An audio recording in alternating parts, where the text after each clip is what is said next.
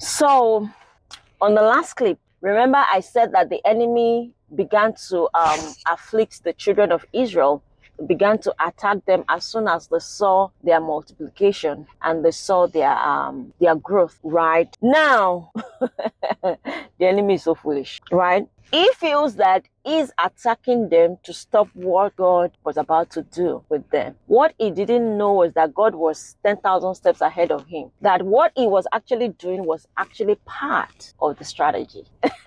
It was part of the strategy of God, right? It was part of the game plan. How do I know that? Let's go back to Genesis chapter 15. That was where we initially read 2-3 weeks ago when we began to talk about this, when God was giving Abraham the prophecy. Let's read the prophecy again. Genesis 15 verses 13 to 14. And he said unto Abraham, know of a surety that thy seed shall be a stranger in a land that is not theirs, and shall serve them, and they shall afflict them 400 years. And also that nation whom they shall serve will I judge, and afterward shall they come out with great substance.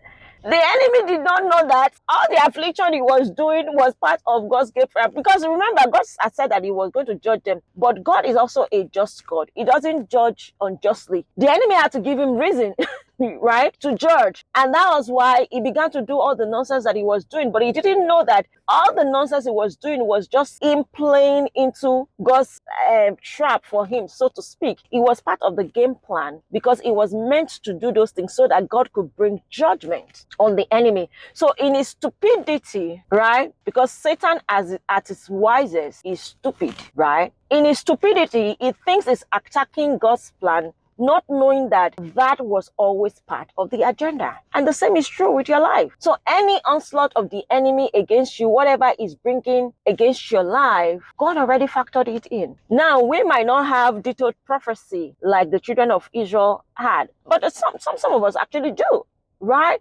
But whether or not you have the detailed prophecy or not, whatever the enemy is trying to do to stop the fulfillment of that prophecy, God already factored it in. So there's nothing that catches God by surprise and be like, oh, I didn't know that the enemy was going to do this. No. Our God is a master strategist.